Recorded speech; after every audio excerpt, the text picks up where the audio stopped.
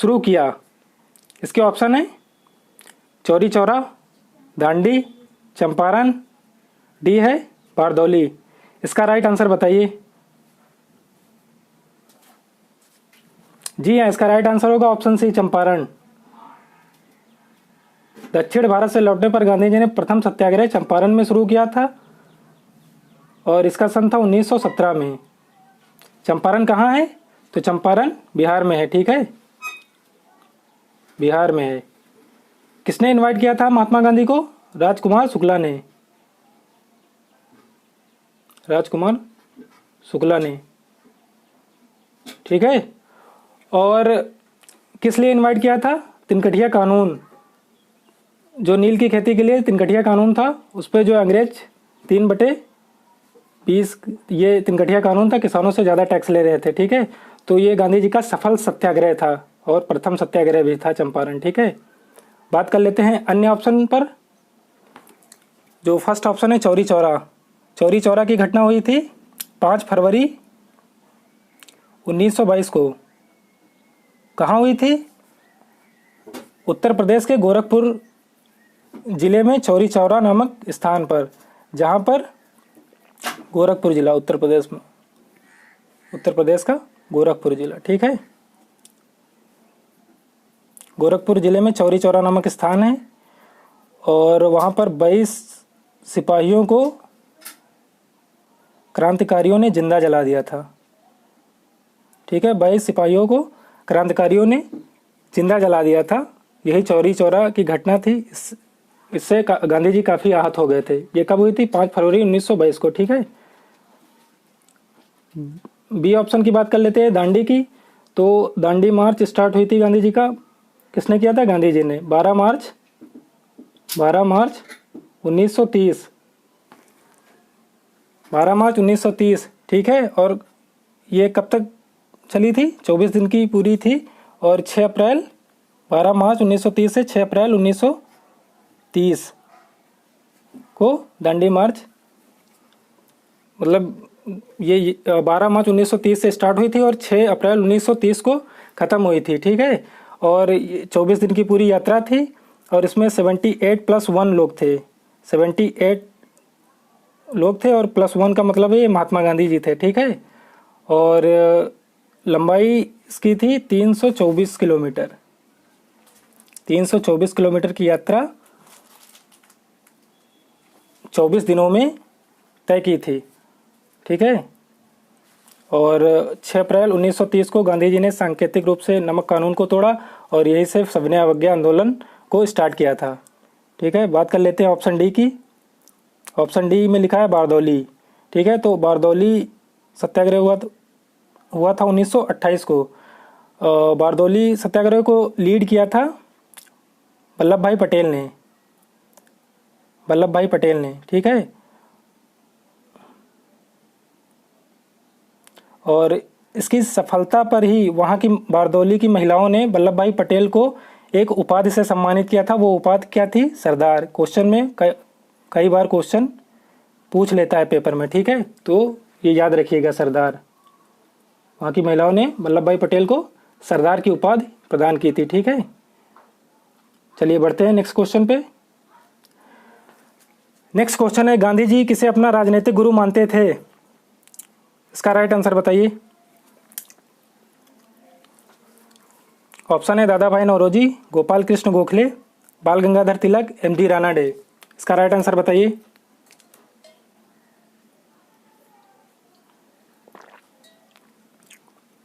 जी हाँ, इसका right answer होगा गोपाल कृष्ण गोखले।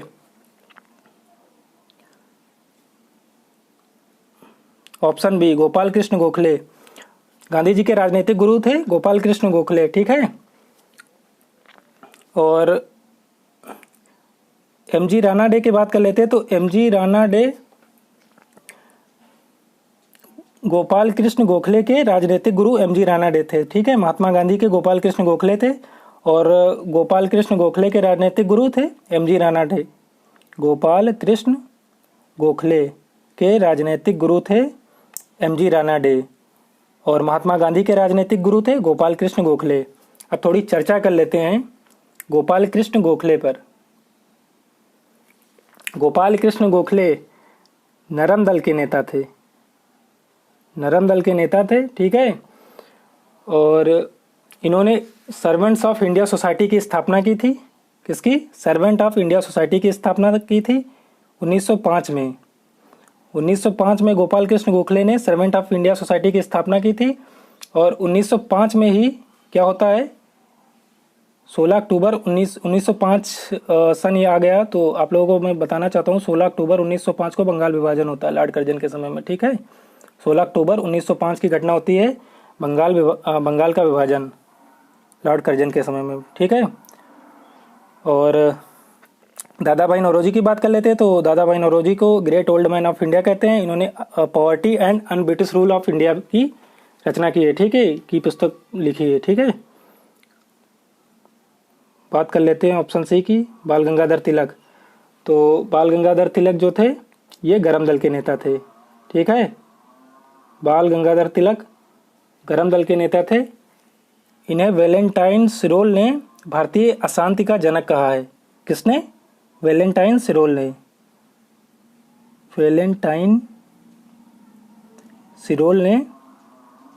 वैलेंटाइन सिरोल ने भारतीय अशांति का जनक कहा है। किसको? बाल गंगाधर तिलक को भारतीय अशांति का जनक, ठीक है, अशांति का जनक बाल गंगाधर तिलक को कहा है, ठीक है। चलिए बढ़ते हैं नेक्स्ट क्वेश्चन पे। अगला क्वेश्चन है हमारा, भारतीय राष्ट्रीय कांग्रेस के प्रथम मुस्लिम अध्यक्ष थे। इसके ऑप्शन है एवो ह्यूम, दादा भाई नौरोजी, व्योमेश चंद्र बनर्जी, बदरुद्दीन तैयब जी। इसका राइट आंसर बताइए। जी हाँ, इसका राइट आंसर होगा ऑप्शन डी, बदरुद्दीन तैयब जी। बदरुद्दीन तैयब जी भारतीय राष्ट्रीय कांग्रेस के प्रथम मुस्लिम अध्यक्ष थे, ठीक है।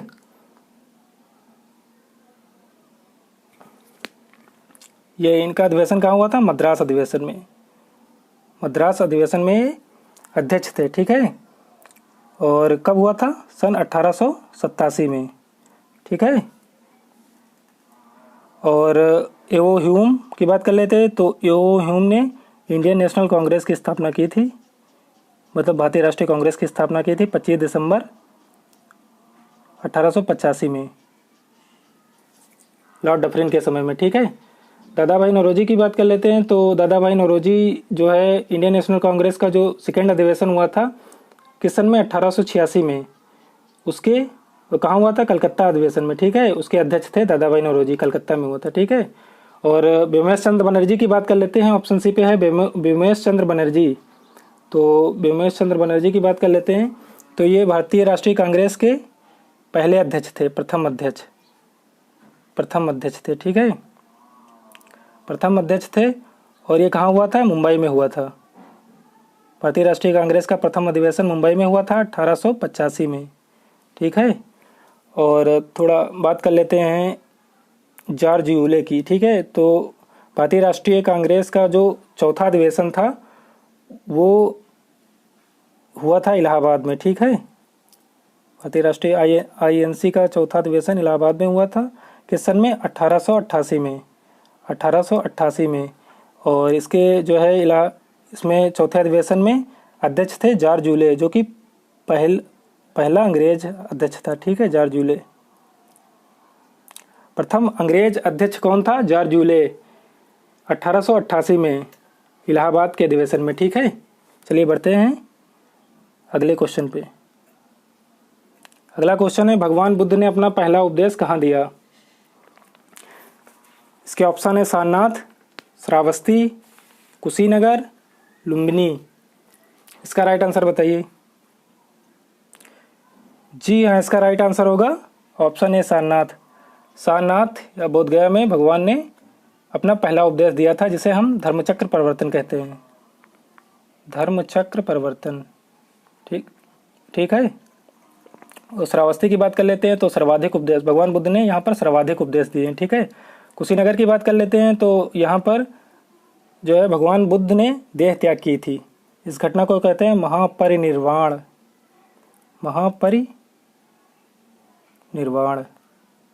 भगवान बुद्ध के देह त्याग करने की घटना को महापरिनिर्वाण कहते हैं। कुशीनगर में किया था, ठीक है। लुम्बिनी में महात्मा बुद्ध का जन्म हुआ था, ठीक है। बढ़ते हैं नेक्स्ट क्वेश्चन पे। नेक्स्ट क्वेश्चन है भारतीय सिविल सेवा, इंडियन सिविल सर्विस के लिए चुने गए पहले भारतीय थे। ठीक है, इसके ऑप्शन है सत्येंद्रनाथ टैगोर, रविन्द्रनाथ टैगोर, राजा राम मोहन राय, सी आर दास। इसका राइट आंसर बताइए आप लोग।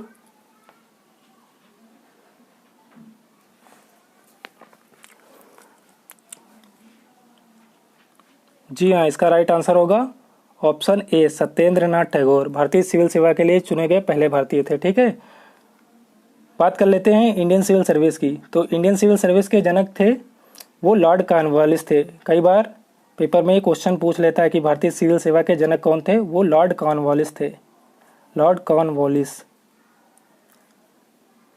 ठीक है, और यहाँ पर एक बात और आप लोग याद रखिएगा, ऑल इंडिया सर्विस के जो जनक हैं वो सरदार वल्लभ भाई पटेल हैं, ये बात आप लोग याद रखिएगा। ठीक है, all India service,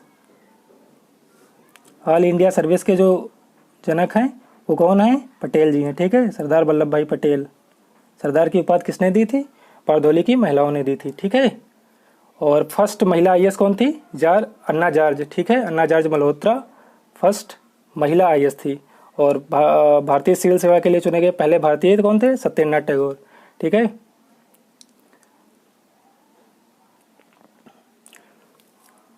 option B है रविन्द्रनाथ टैगोर। तो इन्होंने गीतांजलि की रचना की है, गीतांजलि।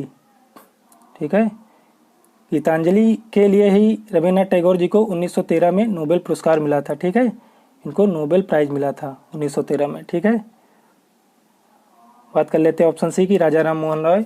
तो राजा राम मोहन राय को भारतीय पुनर्जागरण का जनक कहते हैं, और इन्हें राजा की उपाधि अकबर द्वितीय ने दी थी।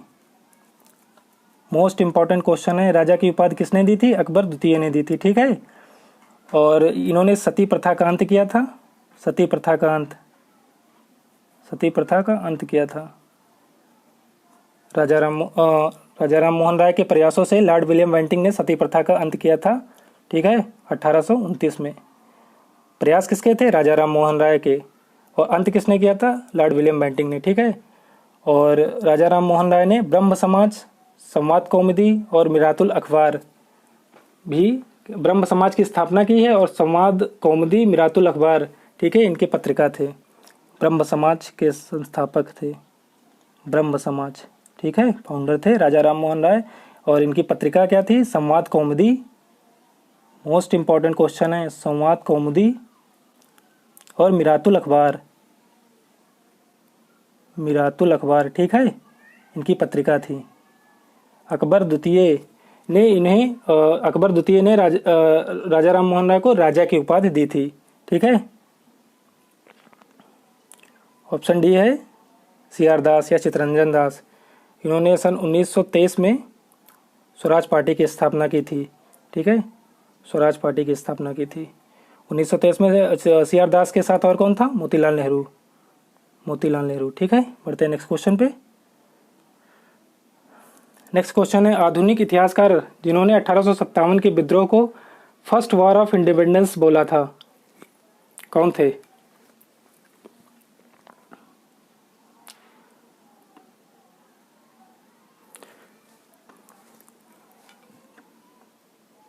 ये प्रिंट में मिस्टेकिंग हुआ है यहाँ पर, ये डी सावरकर नहीं है, बी सावरकर होगा। ठीक है, वी सावरकर, विनायक दामोदर सावरकर। ठीक है, पी सावरकर। और सेकंड ऑप्शन है आर.सी. मजूमदार, सी है अशोक मेहता, डी है सी आर दास। इसका राइट आंसर बताइए। जी हाँ, फर्स्ट वॉर ऑफ इंडिपेंडेंस बोला था वी सावरकर ने, ऑप्शन ए सही हो जाएगा। ठीक है, और सी आर मजूमदार ने 1857 के विद्रोह को सैनिक विद्रोह बोला था, सैनिक विद्रोह किसने बोला था, सी आर मजूमदार ने। ठीक है, और वी सावरकर ने फर्स्ट वॉर ऑफ इंडिपेंडेंस बोला था। ठीक है, याद रखिएगा। बढ़ते हैं नेक्स्ट क्वेश्चन पे। नेक्स्ट क्वेश्चन है, महारानी विक्टोरिया ने ब्रिटिश क्राउन के तहत भारतीय प्रशासन को संभालने की घोषणा की थी।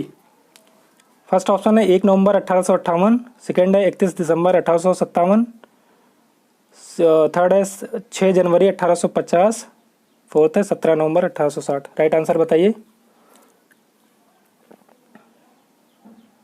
जी हाँ, इसका राइट आंसर होगा ऑप्शन ए, 1 नवंबर 1858 को।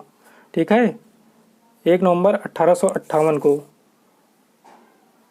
महारानी विक्टोरिया ने ब्रिटिश क्राउन के तहत भारतीय प्रशासन को संभालने की घोषणा की थी। ठीक है, और महारानी विक्टोरिया ने 3 घोषणा की थी। कि उन्होंने कहा था डॉक्ट्रिन ऑफ लैप्स को ख़त्म करेंगे, इक्वलिटी प्रोवाइड करेंगे और रिलीजियस फ्रीडम देंगे, रिलीजियस फ्रीडम देंगे। ठीक है, डॉक्ट्रिन ऑफ लैप्स को ख़त्म करेंगे, इक्वलिटी प्रोवाइड करेंगे और रिलीजियस फ्रीडम देंगे। ठीक है, मीन्स हड़प नीति को ख़त्म करेंगे, सभी को एक समानता प्रदान करेंगे और धार्मिक कामों में कोई भी हस्तक्षेप नहीं करेंगे। लेकिन इसने सिर्फ बातें तो 3 बोली थी, लेकिन इसने सिर्फ एक को इसमें माना था कि भारत में जो लोगों के धर्म में इसने हस्तक्षेप नहीं किया था, बाकी इसने डॉक्ट्रिन ऑफ लैप्स को और इक्वलिटी को मतलब ये सारी चीज, ये 2 चीज़ें नहीं हुई थी, सिर्फ इसने एक चीज़ की थी, रिलीजियस फ्रीडम। ठीक है, क्योंकि इसको डर था कहीं मतलब 1857 का जो विद्रोह हुआ था वो पिग और काऊ के मांस की वजह से ही हुआ था, उसका तत्कालिक कारण था, इसलिए इसको डर था कि रिलीजियस मैटर में अगर कभी फिर इंटरफेयर करेंगे तो फिर आगे कुछ हो सकता है, तो इसलिए रिलीजियस फ्रीडम में रिलीजियस मैटर में इन्होंने स्वतंत्रता प्रदान करती थी, बाकी डॉक्ट्रिन ऑफ लैप्स और इक्वलिटी नहीं प्रोवाइड की थी। ठीक है, और 1858 के एक्ट को हम एक्ट ऑफ गुड गवर्नेंस भी कहते हैं। ठीक है, और 1858 के एक्ट से ही भारत का जो है पहला वायसराय होता है, वो कौन होता है? Lord Canning, Lord Canning. ठीक है, कंपनी का शासन समाप्त हो जाता है और ब्रिटिश क्राउन का शासन स्टार्ट हो जाता है। ठीक है, चलिए बढ़ते हैं नेक्स्ट क्वेश्चन पे। नेक्स्ट क्वेश्चन है साइमन कमीशन भारत क्यों आया? इसका राइट आंसर बताइए। इसका ऑप्शन है संवैधानिक व्यवस्था में सुधार, प्रशासनिक व्यवस्था में सुधार, शिक्षा व्यवस्था में सुधार, राजनीतिक व्यवस्था में सुधार। इसका राइट आंसर बताइए। जी हाँ, इसका राइट आंसर होगा ऑप्शन ए, संवैधानिक व्यवस्था में सुधार करने के लिए साइमन कमीशन भारत आया था। ठीक है, साइमन कमीशन भारत कब आया था? 1928 में, और इसका बहिष्कार भारत में जब ये आया था तो इसका बहिष्कार किया गया था। क्यों इसका बहिष्कार किया गया था? क्योंकि इसमें जितने भी 7 सदस्य थे वो 7 के 7 फिरंगी थे। ठीक है, कोई भी भारतीय नहीं था, इसलिए इसका बहिष्कार किया गया था। और साइमन कमीशन इसलिए नाम है कि इसका जो चेयरपर्सन था वो साइमन ही था, जो लिबरल पार्टी से बिलोंग करता था। ठीक है, चलिए बढ़ते हैं नेक्स्ट क्वेश्चन पे। नेक्स्ट क्वेश्चन है स्वराज मेरा जन्मसिद्ध अधिकार है और मैं इसे लेकर रहूंगा, यह नारा किसने दिया था? इसका राइट आंसर बताइए। मोस्ट इंपॉर्टेंट क्वेश्चन है, अधिकतर लोग इसका राइट आंसर जानते हैं, बताइए। जी हाँ, इसका राइट आंसर होगा ऑप्शन बी, बाल गंगाधर तिलक। ठीक है, बाल गंगाधर तिलक ने कहा था स्वराज मेरा जन्मसिद्ध अधिकार है और मैं इसे लेकर रहूंगा। ठीक है, चर्चा कर लेते हैं बाल गंगाधर तिलक पर। ठीक है, इनकी पत्रिका थी, इन्होंने 2 पत्रिकाओं का प्रकाशन किया था, मराठा। इंपॉर्टेंट क्वेश्चन है। ठीक है, मैं जो ऑप्शंस है उनका मैं पोस्ट मास्टम कर रहा हूँ। ठीक है, मतलब जो कंसेप्ट है वो मैं क्लियर करवा रहा हूँ। ठीक है, तो आप लोग कायदे से मतलब ध्यान पूर्वक सुनिएगा। ठीक है, पहली पत्रिका थी मराठा, दूसरी थी केसरी, इनकी पत्रिकाएं थी। क्वेश्चन एग्जाम में काफ़ी टाइम मतलब काफ़ी बार पूछ लेता है। ठीक है, मराठा जो थी वो अंग्रेजी में थी और जो केसरी थी वो मराठी में थी। ठीक है, ये मराठी भाषा में थी, ये भी याद रखिएगा। ठीक है, और इन्होंने गीता रहस्य पुस्तक लिखी, बाल गंगाधर तिलक ने गीता रहस्य पुस्तक लिखी है। ठीक है, और ये गरम दल के नेता थे, गरम दल के नेता थे। ठीक है, और थोड़ा चर्चा कर लेते हैं। और इन्होंने महाराष्ट्र में गणेश व गणपति पूजा का स्टार्ट किया था, शुभारंभ किया था। ठीक है, इन्हीं के प्रयासों से गणेश और गणपति पूजा महाराष्ट्र में स्टार्ट हुई थी। ठीक है,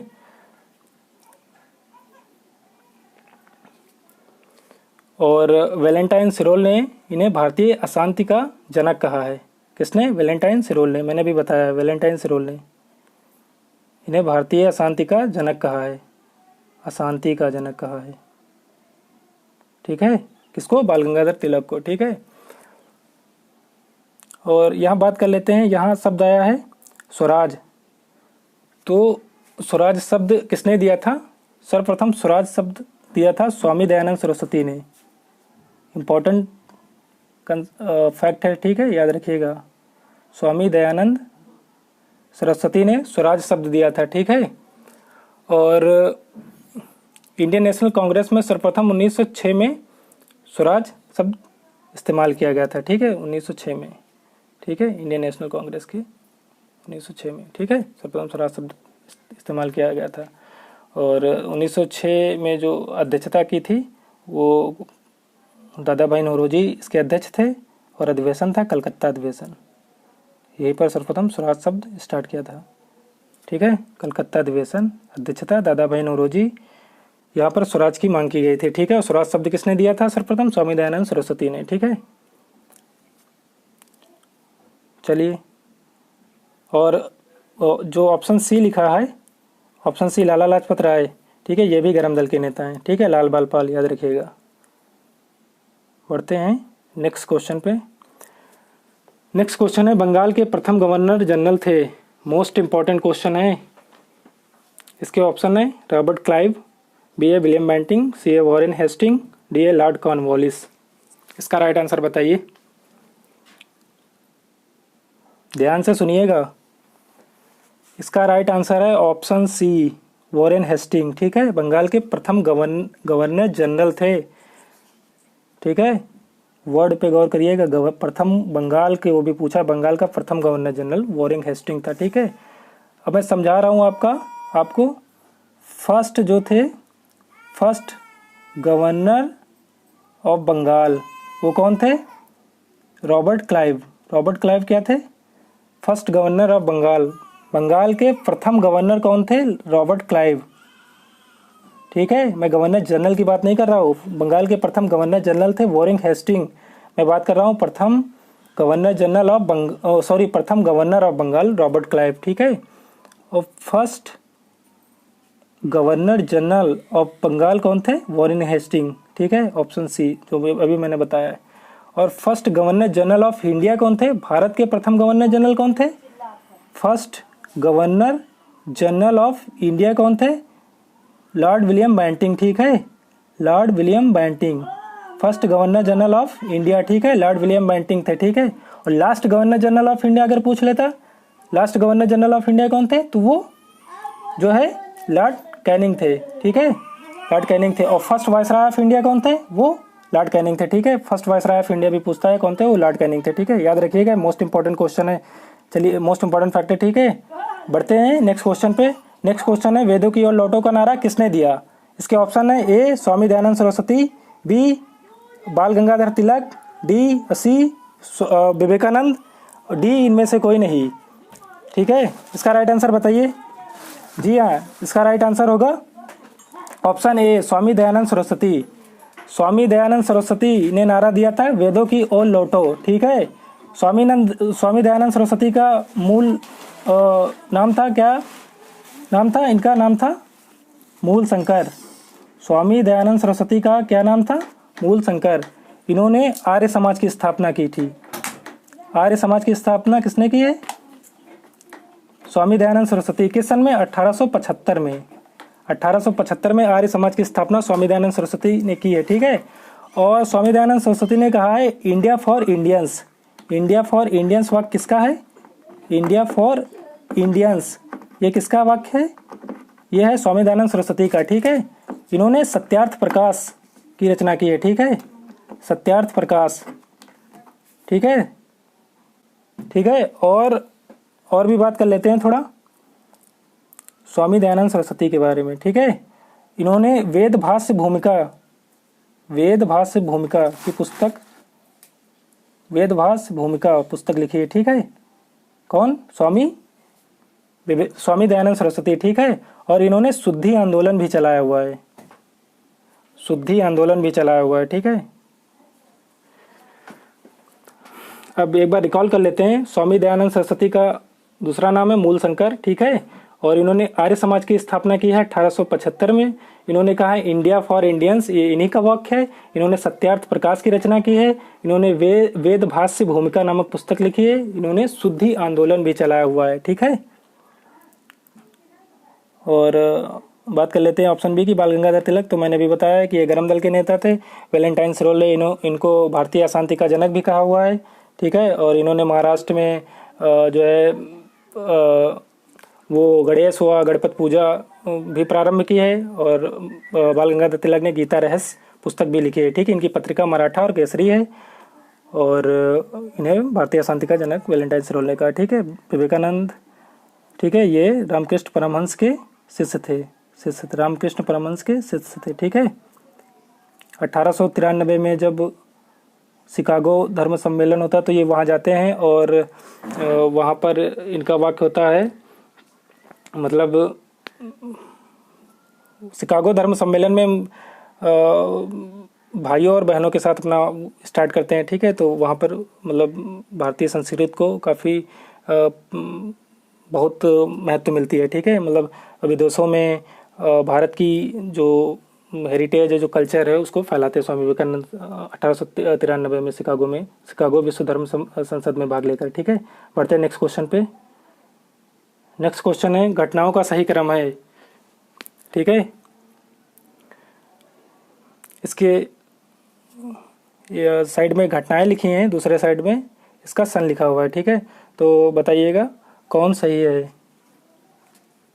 ये इम्पोर्टेंट है इसलिए मैंने इसको इंक्लूड किया हुआ है। ऑप्शन ए है शिमला सम्मेलन, इसके सामने लिखा 1945 में, क्या ये राइट है। और दूसरा है पूना समझौता, ये 24 सितंबर ना होकर यहाँ 25 सितंबर होगा, मिस्टेकिंग हुई है, 25 सितंबर, ठीक है। 25 सितंबर 1932 पूना समझौता हुआ था 25 सितंबर 1932 में। सविनय अवज्ञा आंदोलन हुआ था 1930 में, ये भी राइट है। शिमला समझौता हुआ था 1945 को, ये भी राइट है। पूना समझौता हुआ था 25 सितंबर 1932 को, किसके मध्य, अंबेडकर वर्सेस गांधी के मध्य, ठीक है। अंबेडकर और गांधी के मध्य पूना समझौता हुआ था 25 सितंबर 1932 को। बंगाल विभाजन हुआ था 16 अक्टूबर 1905 को, ये भी सही है। कैबिनेट मिशन आया था भारत 1946 में, ये भी सही है, ठीक है। तो इसके सारे ऑप्शन सही हैं, ठीक है। आप लोग देख लीजिएगा, ठीक है। मोस्ट इंपॉर्टेंट डेट्स हैं। पढ़ते हैं नेक्स्ट क्वेश्चन पे। नेक्स्ट क्वेश्चन है लॉर्ड कॉर्नवालिस को फिर खाली जगह के लिए जाना जाता है। लॉर्ड कॉर्नवालिस को किस लिए जाना जाता है। ऑप्शन है इसके बंगाल का स्थायी बंदोबस्त, बी है रैयतवाड़ी, सी है महलवाड़ी, या डी है इनमें से कोई नहीं, ठीक है। तो लॉर्ड कॉर्नवालिस को किस लिए जाना जाता है, इसका राइट आंसर होगा ऑप्शन ए, बंगाल में स्थायी बंदोबस्त के लिए लॉर्ड कॉर्नवालिस को जाना जाता है, ठीक है। और स्थायी बंदोबस्त को जमींदारी व्यवस्था भी कहते हैं, ठीक है। जमींदारी व्यवस्था भी कहते हैं। और सर जॉन शोर के रिकमेंडेशंस के आधार पर लॉर्ड कॉर्नवालिस ने बंगाल में स्थायी बंदोबस्त को लागू किया था। रिकमेंडेशंस किसकी थी, जॉन शोर, ठीक है। ये भी क्वेश्चन कभी कभी पूछ लेता है, ठीक है। चलिए थोड़ा बात कर लेते हैं स्थायी बंदोबस्त और महलवाड़ी रैयतवाड़ी के बारे में, ठीक है। तो थोड़ा ऐसे ही समझा रहे हैं, मैं आपको समझा रहा हूँ। ये इंडिया हो गया, सॉरी इतना अच्छा नहीं बन पा रहा है फिगर।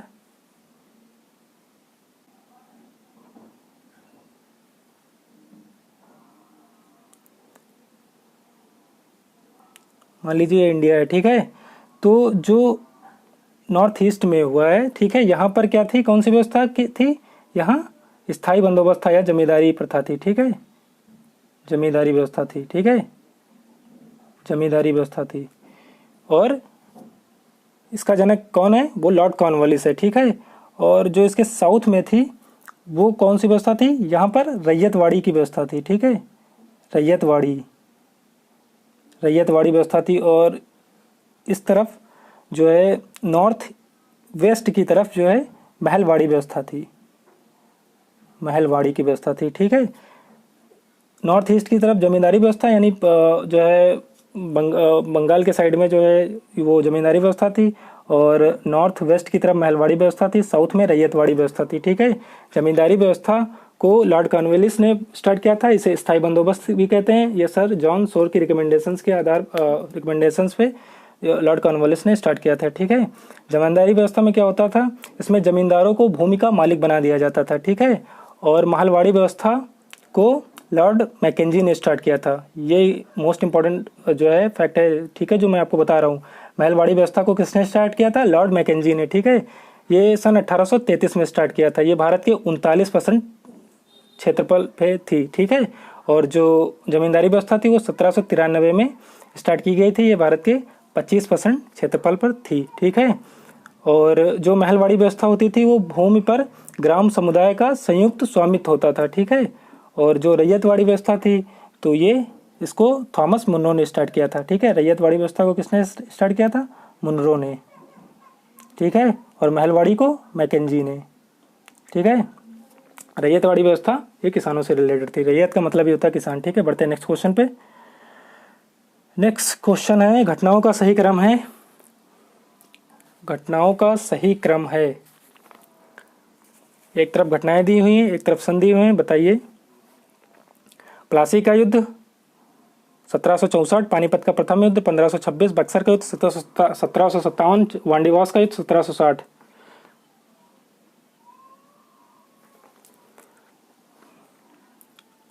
सही क्रम है। प्लासी का युद्ध कब हुआ था, 1764 में ना होकर हुआ था 1757। ठीक है। 1757 में प्लासी का युद्ध हुआ था। पानीपत का प्रथम युद्ध हुआ था 1526, ये सही है। ठीक है। बक्सर का युद्ध कब हुआ था, बक्सर का युद्ध हुआ था 1764 में। ठीक है। इसका राइट आंसर ये होगा। ठीक है। वांडीवास का युद्ध हुआ था 1760 में। ठीक है। तो इसका सही क्रम ये होगा। ठीक है। और प्लासी का जो युद्ध हुआ था वो किसके किसके बीच हुआ था, प्लासी का युद्ध वो रॉबर्ट क्लाइव और बंगाल के नवाब सिराजुद्दौला के मध्य हुआ था, जिसमें रॉबर्ट क्लाइव की जीत होती है। ठीक है। और प्लासी के युद्ध से ही अंग्रेज राज्य की नींव पड़ जाती है। ठीक है। भारत में अंग्रेजी राज्य की नींव पड़ जाती है। किसके मध्य हुआ था प्लासी का युद्ध, रॉबर्ट क्लाइव और बंगाल के नवाब सिराजुद्दौला के मध्य। ठीक है। और पानीपत का प्रथम युद्ध था 1526 में। ठीक हुआ था इब्राहिम लोदी और बाबर के बीच। ठीक है। जिसमें इब्राहिम लोदी हार जाता है और बाबर जीत जाता है। बक्सर का युद्ध हुआ था 1764 में। ये किसके बीच हुआ था, बक्सर का युद्ध हुआ था अंग्रेज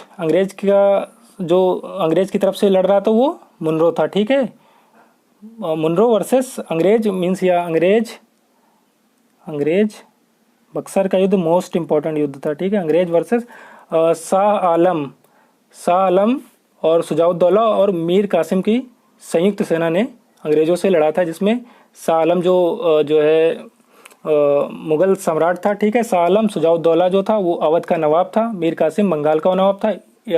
ये तीनों जो है संयुक्त रूप से लड़े थे, लेकिन इसमें अंग्रेजों को हरा नहीं सके। ठीक है। इसमें बक्सर के युद्ध में अंग्रेज ही जीतते हैं। यहाँ से अंग्रेज बहुत स्थिर हो जाते हैं भारत में। ठीक है। बक्सर का युद्ध।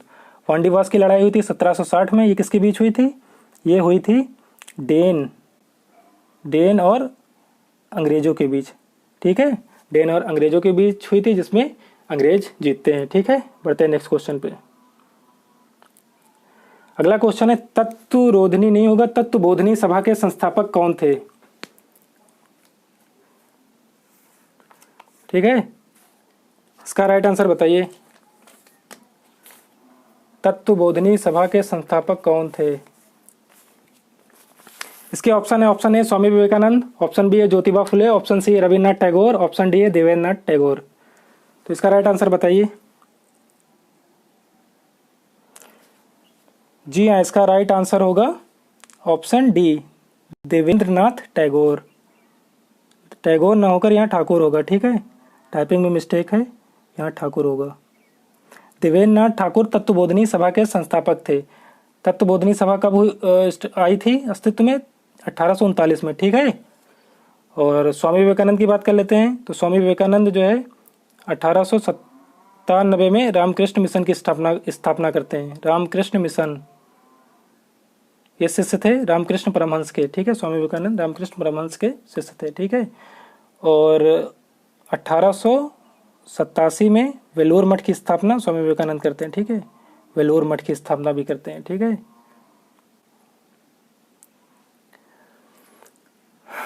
रविन्द्रनाथ टैगोर की बात कर लेते हैं। ऑप्शन सी पे रविन्द्रनाथ टैगोर है। ठीक है, तो रविन्द्रनाथ टैगोर ने अमार सोनार बंगला लिखा हुआ है। अमार सोनार बंगला, ये बांग्लादेश का राष्ट्रीय गान है। ठीक है, अमार सोनार बंगला। और इन्होंने गीतांजलि पुस्तक को भी लिखा हुआ है। गीतांजलि के लिए ही रविन्द्रनाथ टैगोर को 1913 में नोबेल प्राइज मिलता है। ठीक है, नोबेल प्राइज मिलता है। और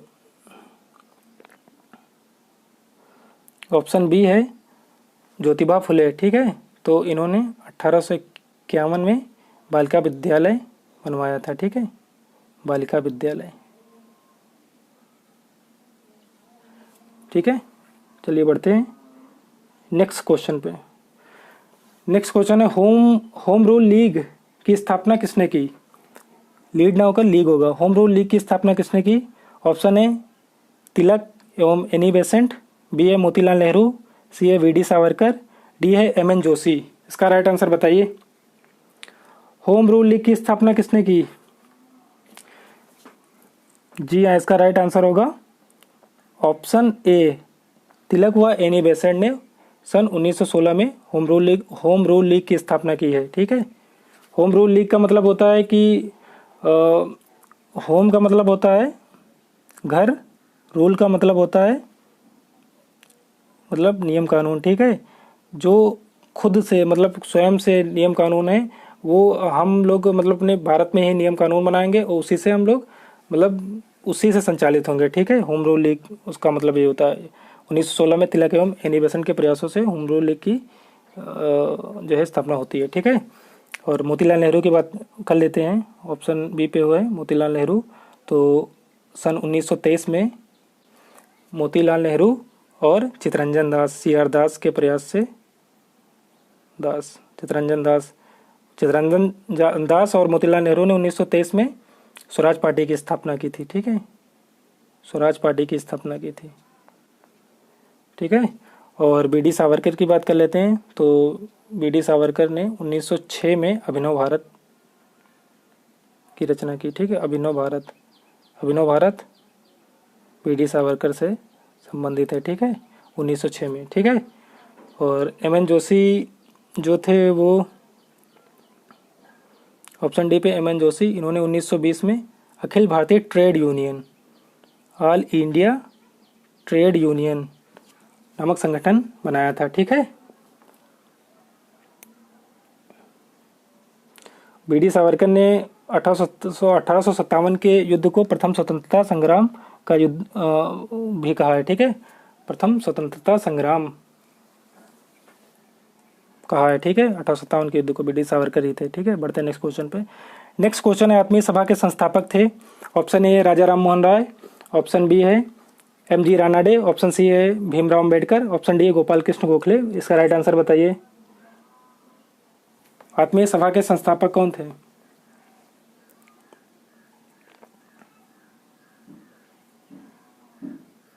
जी हाँ, इसका राइट आंसर होगा option B M G. Ranade. M G. Ranade Atmiya Sabha के संस्थापक थे।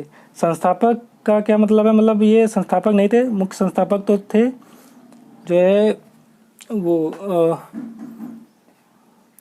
आत्माराम पांडुरंग। ठीक है, ये जो एम.जी. रानाडे थे ये प्रेरणा स्रोत थे।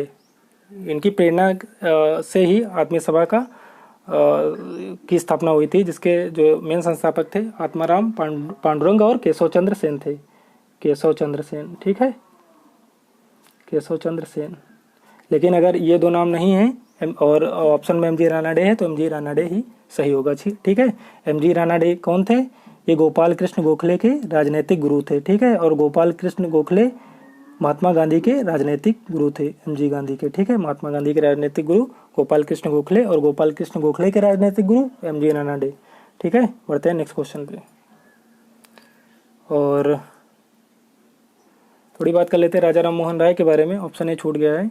राजा राम मोहन राय इन्होंने 1825 में वेदांत कॉलेज की स्थापना की थी। वेदांत कॉलेज की स्थापना की थी 1825 में, और 1828 में इन्होंने ब्रह्म समाज की स्थापना की थी, ब्रह्म समाज, ठीक है, राजा राम मोहन राय।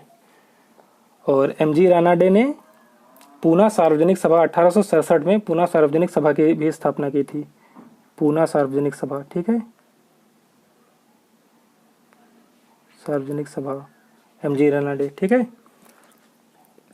और गोपाल कृष्ण गोखले ने सर्वेंट ऑफ इंडिया सोसाइटी 1905 में सर्वेंट ऑफ इंडिया सोसाइटी की स्थापना की थी। मैंने पहले भी इस पर चर्चा मैं कर चुका हूँ, ठीक है।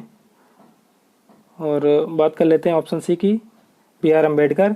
तो तीनों गोलमेज सम्मेलन में भाग लेने वाले कौन थे? वो भीमराव अम्बेडकर थे। सिर्फ सेकेंड या द्वितीय गोलमेज सम्मेलन में ही महात्मा गांधी गए थे, ठीक है। सेकेंड गोलमेज सम्मेलन में गांधी जी गए थे, बाकी और 3 गोलमेज सम्मेलन में कौन भाग लिया था? वो तीनों में भीमराव अम्बेडकर जी ने भाग लिया था।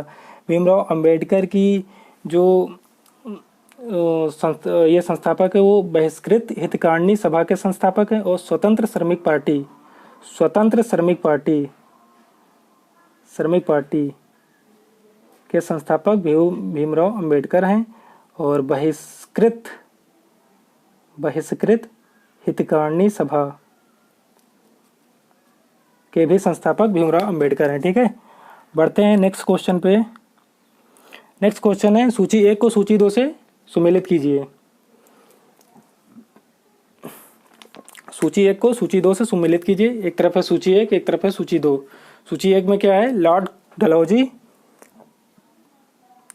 और Lord William Bentinck, Lord Ripon, Lord Curzon. सूची 2 में सती प्रथा का निषेध, स्वायत्त शासन, बंगाल का विभाजन, हड़प की नीति। तो इसको आप लोगों को सुमेलित करना है। लॉर्ड डलहौजी ने क्या किया था? इसने क्या किया था? इसका ऑप्शन सही होगा, इसने हड़प की नीति स्टार्ट की थी, ठीक है।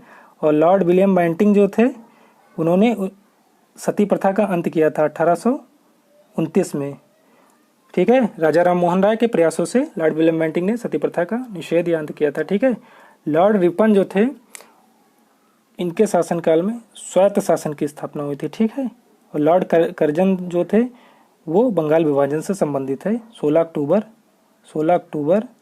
1905 को बंगाल विभाजन की घटना हुई थी, ठीक है। तो इसका मिलान इस तरह होगा, आप लोग देख लीजिएगा, ठीक है। बढ़ते हैं नेक्स्ट क्वेश्चन पे। अगला क्वेश्चन है, निम्न में कौन उदारवादी युग से संबंधित था? इसका राइट आंसर बताइए।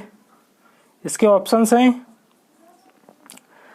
फिरोज शाह मेहता, गोपाल कृष्ण गोखले, अरविंद घोष, दादा भाई नौरोजी। उदारवादी या नरम दल। उदारवादी को और क्या कहते हैं? नरम दल का नेता था, ठीक है, नरम दल से संबंधित था। इसका राइट आंसर होगा, सॉरी, इसका जो है संबंधित था नहीं होगा, क्योंकि इसके ऑप्शन में लिखे हैं फिरोज शाह मेहता, गोपाल कृष्ण गोखले, दादा भाई नौरोजी, ठीक है। तो ये जो थे फिरोज शाह मेहता, गोपाल कृष्ण गोखले और दादा भाई नौरोजी, ये तीनों के तीनों ये जो है नरम दल से संबंधित थे, ठीक है। ये तीनों नरम दल से संबंधित थे। यहाँ ऑप्शन क्वेश्चन ये होगा, निम्न में कौन उदारवादी युग से संबंधित नहीं था, ठीक है, ये क्वेश्चन होना चाहिए, इसमें नहीं था। तो इसका राइट आंसर हो जाएगा ऑप्शन सी, अरविंद घोष, ठीक है। अरविंद घोष नरम दल से, उदारवादी से ना संबंधित होकर उग्रवादी से संबंधित थे, ठीक है। उग्रवादी को गरम दल भी कहते हैं, ठीक है। ये गरम दल के नेता थे। अरविंद घोष के अतिरिक्त और कौन कौन थे गरम दल के नेता? लाल बाल पाल, लाला लाजपत राय, बाल गंगाधर तिलक, और पाल का मतलब होता है बिपिन चंद्र पाल, ठीक है। लाला लाजपत राय, बाल गंगाधर तिलक, बिपिन चंद्र पाल और अरविंद घोष गरम दल के नेता थे। फिरोज शाह मेहता, गोपाल कृष्ण गोखले, दादा भाई नौरोजी नरम दल के नेता थे, ठीक है। बढ़ते हैं नेक्स्ट क्वेश्चन पे। नेक्स्ट क्वेश्चन है, गुलामगिरी का लेखक कौन था? मोस्ट इंपॉर्टेंट क्वेश्चन है। इसके ऑप्शन है ए भीमराव अम्बेडकर, बी ज्योतिबा फुले, सी महात्मा गांधी, डी बाल गंगाधर तिलक। इसका राइट आंसर बताइए। जी हाँ, इसका राइट आंसर होगा ऑप्शन बी, ज्योतिबा फुले। ज्योतिबा फुले गुलामगिरी के लेखक थे, ठीक है। ज्योतिबा फुले ने ही 1873 में सत्यशोधक समाज या महाराष्ट्र, ये सत्यशोधक समाज महाराष्ट्र में सत्यशोधक समाज की स्थापना की थी? सत्यशोधक समाज,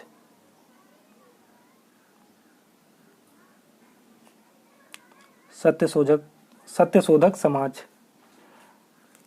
सन 1873 ईस्वी में महाराष्ट्र में ज्योतिबा फुले ने सत्यशोधक समाज, महाराष्ट्र में सत्यशोधक समाज की स्थापना की। ठीक है।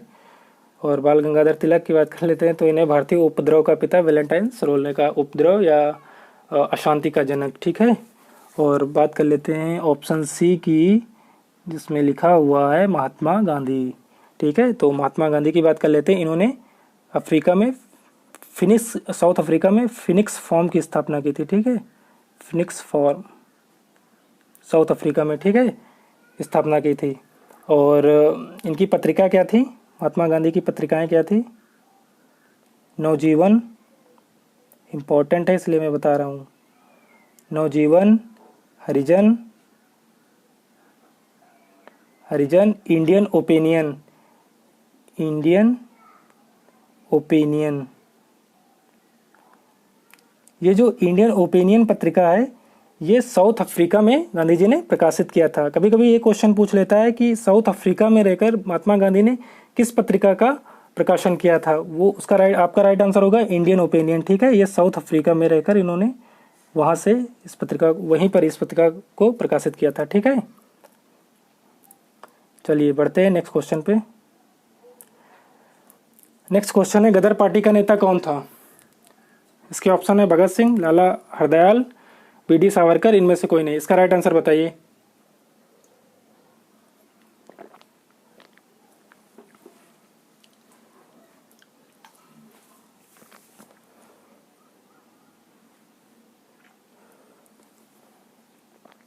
जी हाँ, इसका राइट आंसर होगा ऑप्शन बी, लाला हरदयाल। लाला हरदयाल गदर पार्टी के नेता थे। ठीक है।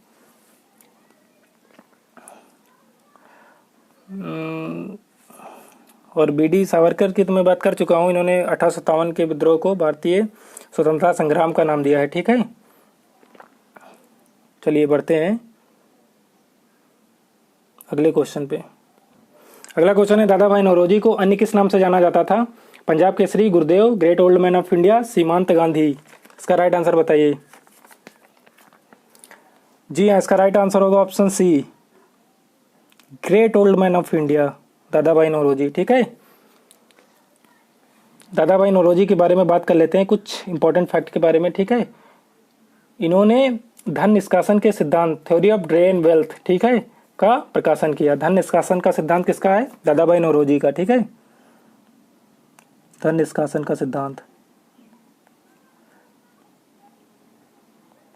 दादा भाई नौरोजी का है। ठीक है। और दादा भाई नौरोजी राष्ट्रीय आय की गणना इन्हीं के द्वारा की गई थी। ठीक है। नेशनल इनकम जो है वो दादा भाई नौरोजी के द्वारा ही उसकी गणना की गई थी। ठीक है।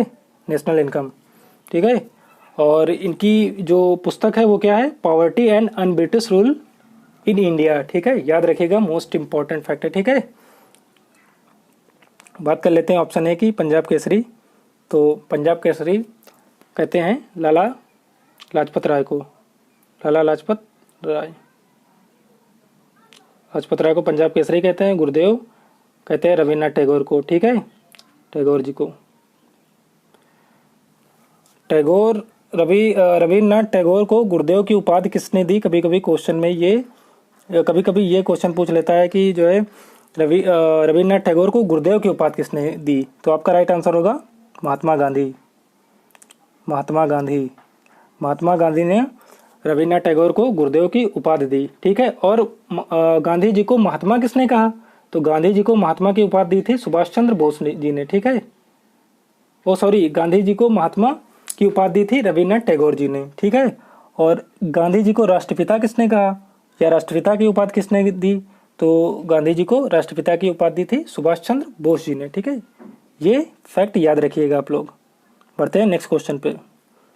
दक्षिण भारत से लौटने के पश्चात गांधी जी ने अपना पहला सफल सत्याग्रह प्रारंभ किया था।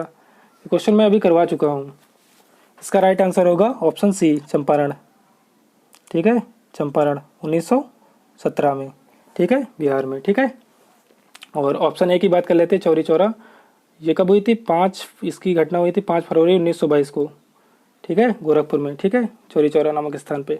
और दांडी मार्च की बात कर लेते हैं तो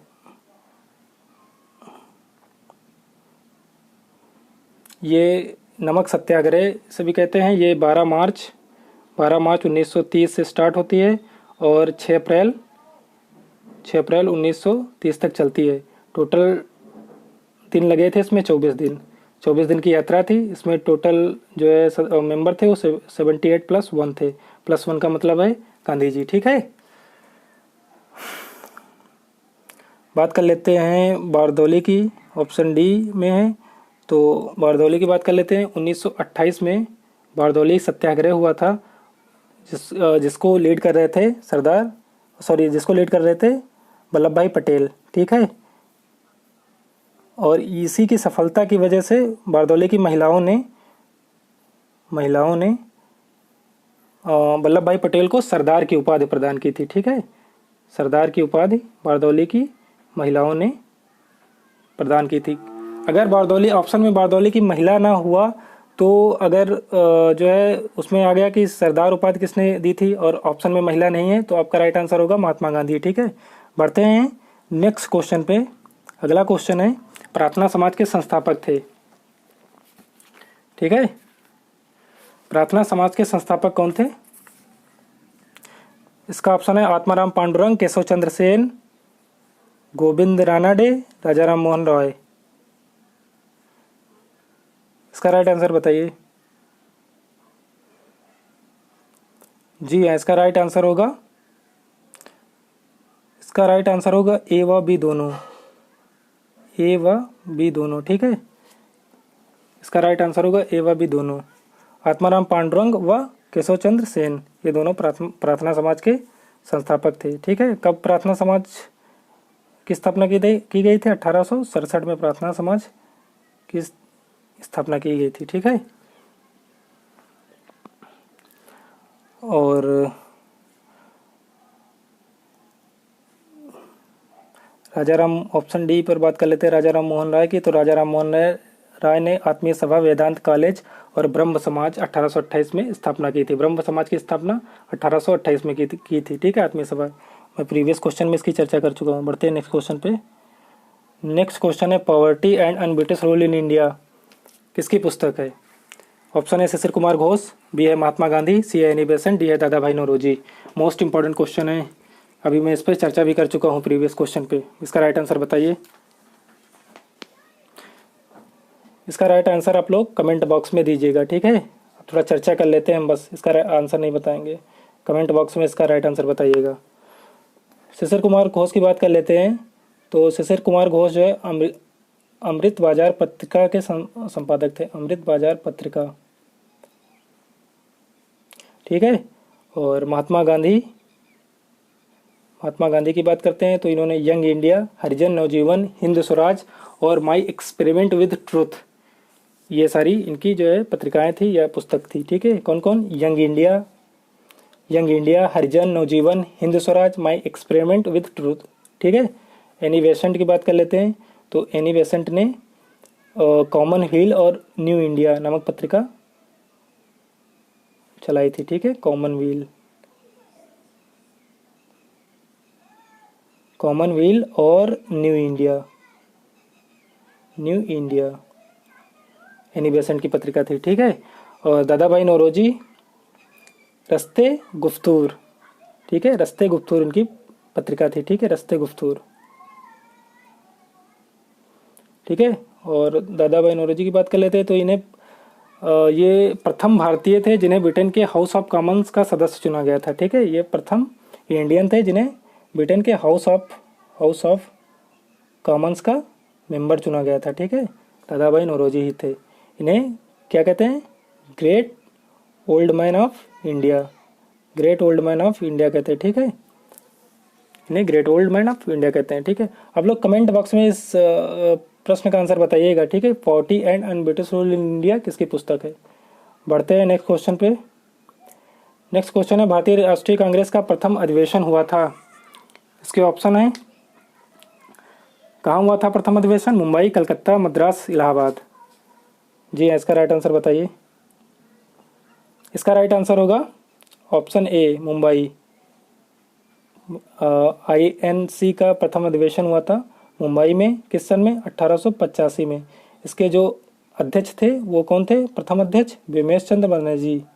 ठीक है, व्योमेश चंद्र बनर्जी इसके आईएनसी के फर्स्ट अध्यक्ष थे। ठीक है, और जो कलकत्ता अधिवेशन होता है वो सन 1886 में होता है। ठीक है, ये सेकेंड भारतीय राष्ट्रीय कांग्रेस का द्वितीय अधिवेशन होता है, जिसके अध्यक्ष होते हैं दादा भाई नौरोजी जी, दादा भाई नौरोजी जी। ठीक है, और जो मद्रास है ये भारतीय राष्ट्रीय कांग्रेस का यहाँ पर तीसरा अधिवेशन होता है, किस सन में? 1887 में। इसके अध्यक्ष होते हैं बदरुद्दीन तैयब जी, बदरुद्दीन तैयब जी। बदरुद्दीन तैयब जी भारतीय राष्ट्रीय कांग्रेस के प्रथम मुस्लिम अध्यक्ष भी होते हैं। ठीक है, ये अब बात आप लोग याद रखिएगा। ऑप्शन डी है इलाहाबाद। तो यहाँ पर भारतीय राष्ट्रीय कांग्रेस का चौथा अधिवेशन होता है 1888 में। ठीक है, इसके अध्यक्ष कौन होते हैं? जॉर्ज यूले, जॉर्ज यूले, और जो कि प्रथम अंग्रेज अध्यक्ष होता है। ठीक है, भारतीय राष्ट्रीय कांग्रेस का क्वेश्चन पूछ लेता है कि भारतीय राष्ट्रीय कांग्रेस का प्रथम अंग्रेज अध्यक्ष तो होगा जॉर्ज यूले। इलाहाबाद में ये हुआ था 1888 में। ठीक है, तो ये जो मैं इसको लिखा हूँ ये बहुत इंपॉर्टेंट जानकारी है, नोट डाउन कर लीजिएगा। ठीक है, बढ़ते हैं नेक्स्ट क्वेश्चन पे। नेक्स्ट क्वेश्चन है, भारत में पहली जनगणना किसके समय में की गई थी? ऑप्शन है Lord Mayo, Lord Ripon, Lord Dalhousie, Lord Lytton. इसका राइट आंसर बताइए। जी हाँ, इसका राइट आंसर होगा option A, Lord Mayo. Lord Mayo के शासनकाल में भारत में पहली जनगणना स्टार्ट हुई थी, किस सन में? 1872 में। ठीक है, 1872 में। और विश्व में प्रथम जनगणना कहाँ स्टार्ट हुई थी? वो विश्व में जो प्रथम जनगणना किस देश में स्टार्ट हुई थी? तो आपका राइट आंसर होगा स्वीडन। ठीक है, फर्स्ट टाइम स्वीडन में जनगणना करना स्टार्ट हुआ था। और जनगणना जो है वो संघ सूची का विषय है, जबकि जनसंख्या है वो समवर्ती सूची का विषय है। ये भी आप लोग याद रखिएगा। ठीक है, जनगणना जो है संघ सूची का विषय है, जनसंख्या समवर्ती सूची का विषय है। ठीक है, और ऑप्शन बी की बात करते हैं, लॉर्ड रिपन। ठीक है, तो 1881 में दशकीय आधार पर जनगणना स्टार्ट हुई थी। 1881 में दशकीय आधार पर, हर 10 वर्ष पर जनगणना स्टार्ट हुई थी लॉर्ड रिपन के शासनकाल में। ठीक है, 1881 में। ठीक है, लॉर्ड रिपन को स्थानीय स्वशासन का जनक कहा जाता है। भारत में त्रिस्तरीय जो पंचायती राज है वो बलवंत राय मेहता के सुझाव पे आया था वो। ठीक है, तो ये थोड़ा फैक्ट याद रखिएगा। लॉर्ड रिपन को भारतीय स्थानीय स्वशासन का जनक कहते हैं। लॉर्ड रिपन के समय में ही विवादित इलवर्ड विधेयक आया था। ठीक है, और लॉर्ड डलहौजी की बात कर लेते हैं तो ये इसे रेलवे का जनक कहते हैं। ठीक है, और इसी ने ही डॉक्ट्राइन ऑफ लैप्स स्टार्ट किया था, मतलब अच्छे तरीके से। ठीक है, और ये राज्य की हड़प नीति बहुत क्रूर तरह से स्टार्ट किया था। और प्रथम जो राज्य था वो हड़प नीति में आया था सतारा। ठीक है, 1848 में। और इसके शासनकाल में ही मुंबई से थाने के बीच में पहली बार रेलवे लाइन चली थी। ठीक है, रेल चली थी। लॉर्ड लिटन की बात कर लेते हैं तो इसे वर्नाक्युलर प्रेस एक्ट पर प्रतिबंध इसी ने लगाया था, लॉर्ड लिटन ने। ठीक है, वर्नाक्युलर प्रेस एक्ट पर प्रतिबंध इसने लगाया था, लॉर्ड लिटन ने। ठीक है, बढ़ते हैं नेक्स्ट क्वेश्चन पे। अगला प्रश्न है, बिना अपील, बिना दलील और बिना वकील का कानून किसे कहते हैं? मोस्ट इंपॉर्टेंट क्वेश्चन है। Option A Ilbert bill, B a wood dispatch, C Rowlatt Act, D इनमें से कोई नहीं। इसका राइट आंसर, जी हाँ, इसका राइट आंसर होगा option C, Rowlatt Act. Rowlatt Act को बिना अपील, बिना वकील और बिना दलील का कानून कहते हैं, इसलिए इसे काला कानून कहते हैं। काला कानून किस सन में आया था? 1919 में। ठीक है, और जलियांवाला बाग हत्याकांड कब हुआ था? 13 अप्रैल 1919 में। ठीक है, जलियांवाला बाग हत्याकांड। ठीक है, और वुड डिस्पैच को क्या कहते हैं? आधुनिक शिक्षा का मैग्ना कार्टा कहते हैं। वुड डिस्पैच को आधुनिक शिक्षा का मैग्ना कार्टा।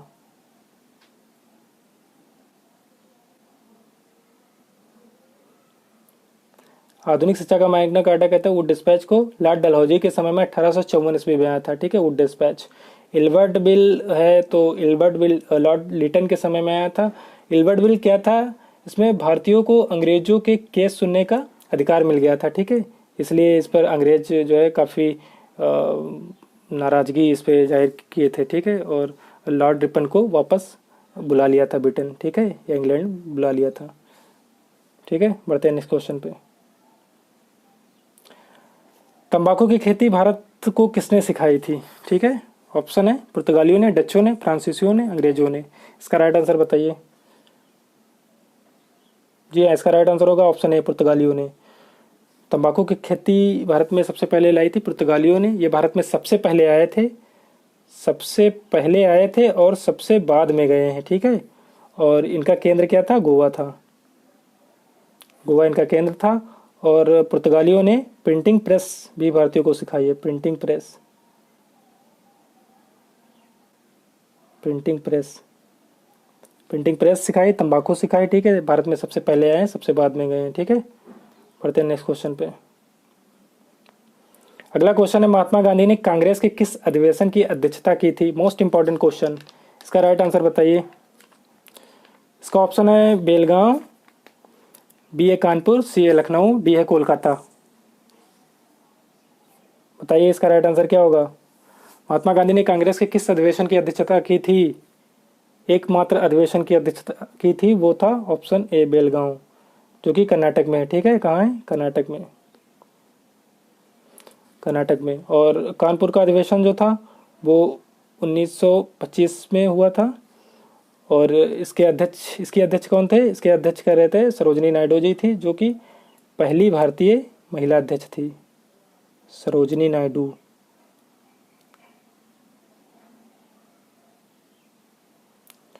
कानपुर का अधिवेशन हुआ था 1925 में। कानपुर अधिवेशन की अध्यक्षता की थी सरोजनी नायडू ने। ये भारत की पहली महिला अध्यक्ष थी, ठीक है। और ऑप्शन सी की बात कर लेते हैं तो लखनऊ, ठीक है। तो 1916 में कांग्रेस का अधिवेशन हुआ था लखनऊ में, ठीक है। और जिसके अध्यक्ष थे एमसी मजूमदार, एमसी मजूमदार, इसी 1916 के ही लखनऊ अधिवेशन में जो गरम दल और नरम दल है वो दोनों एक हो जाते हैं, ठीक है, गरम दल और नरम दल। तो 1907 के अधिवेशन में रास बिहारी घोष के अध्यक्षता में जो गरम दल और नरम दल दो डिवाइड पार्ट हो जाती हैं, वो लखनऊ के अधिवेशन में जो 1916 में होता है, जिसकी अध्यक्षता एमसी मजूमदार करते हैं, उसी में गरम दल नरम दल फिर से एक हो जाते हैं, ठीक है।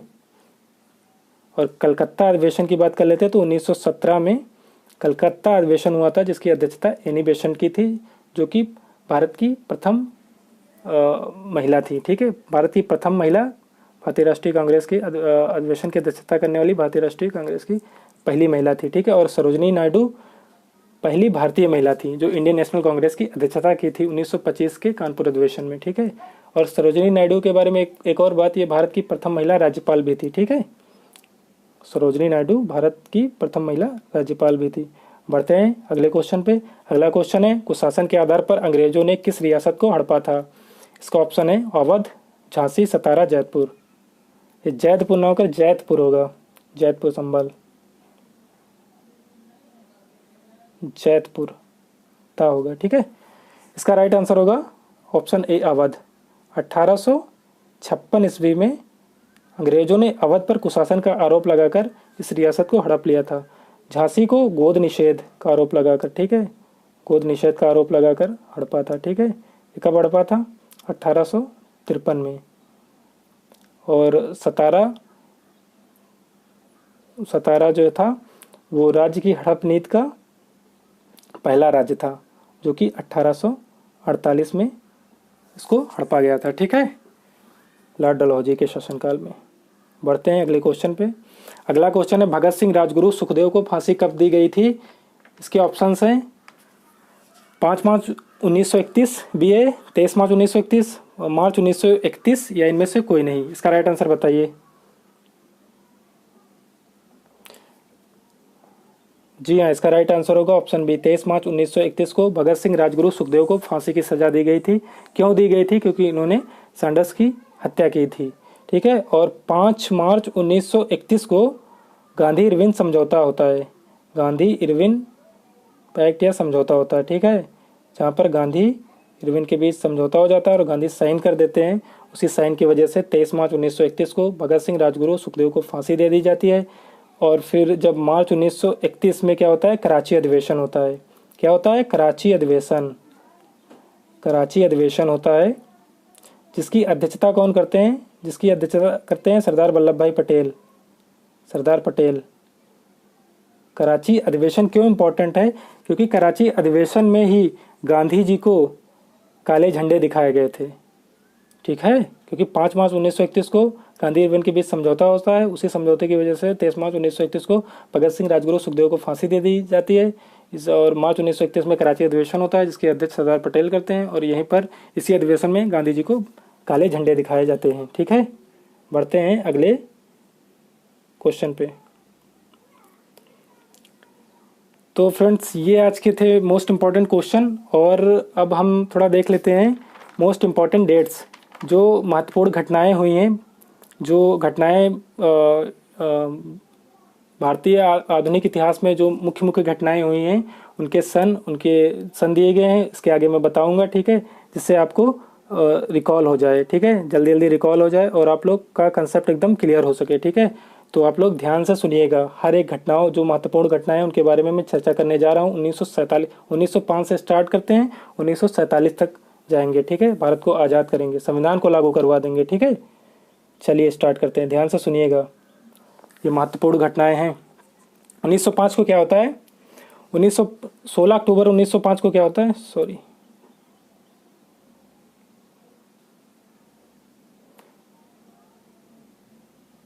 1905 को क्या होता है, 16 अक्टूबर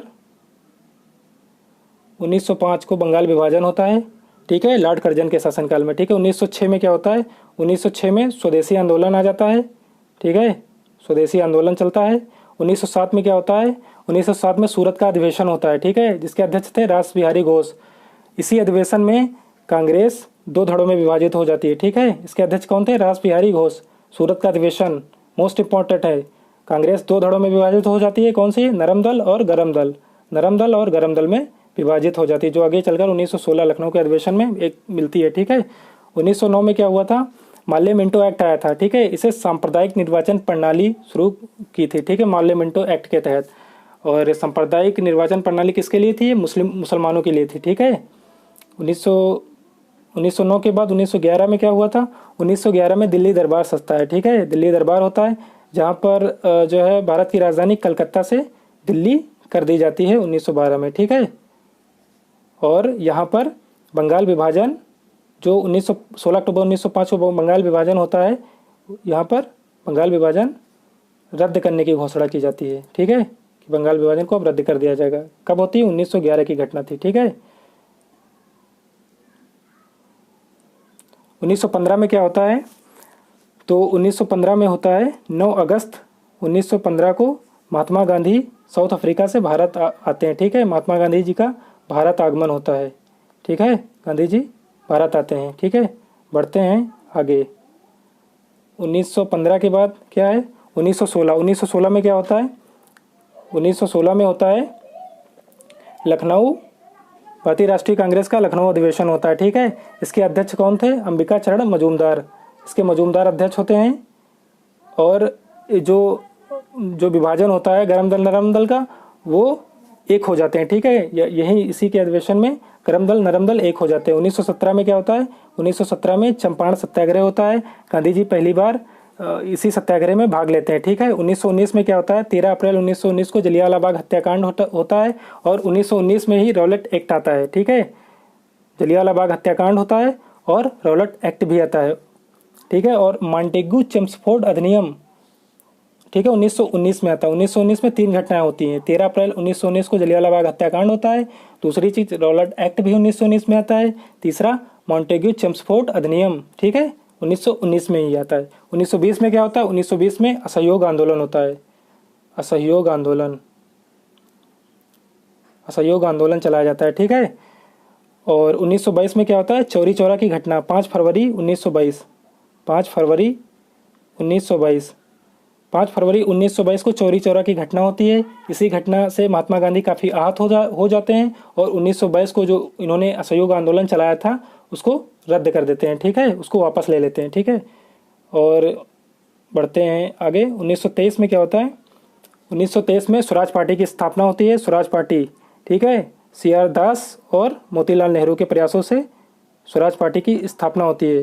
क्योंकि जो चौरी चौरा की घटना होती है 5 फरवरी 1922 को, उसमें गांधी जी को दोषी ठहराया जाता है और गांधी जी को 6 साल के लिए जेल भेज दिया जाता है। तो 1923 में चित्तरंजन दास और मोतीलाल नेहरू के प्रयासों से स्वराज पार्टी की स्थापना होती है। फिर स्वराज पार्टी देश में एक्टिव होती है, ठीक है। फिर 1924 की इंपॉर्टेंट घटना है, आगे बढ़ते हैं। कौन सी घटना है? 1923 के बाद भारतीय इतिहास में 1924 के समय में क्या हुआ था? 1924 में हुआ था बेलगांव अधिवेशन। मैंने अभी पहले बताया, रिकॉल करने की कोशिश करवा रहा हूँ, प्लीज कंसंट्रेट होकर सुनिएगा। यहाँ पर 1924 में बेलगांव अधिवेशन हुआ था, जिसकी अध्यक्षता पहली बार, सिर्फ एकमात्र अधिवेशन जिसकी अध्यक्षता महात्मा गांधी जी ने की थी, वो यही था बेलगांव अधिवेशन। कब हुआ था? 1924 में, ठीक है। 1925 में क्या हुआ था? काकोरी ट्रेन डकैती हुई थी, ठीक है। काकोरी ट्रेन डकैती 1925 में हुई थी। और क्या हुआ था? सरोजनी नायडू कानपुर अधिवेशन की अध्यक्षता करती हैं, ठीक है, 1925 में, ठीक है। 1927 में क्या होता है? 1927 में साइमन कमीशन बनता है, ठीक है।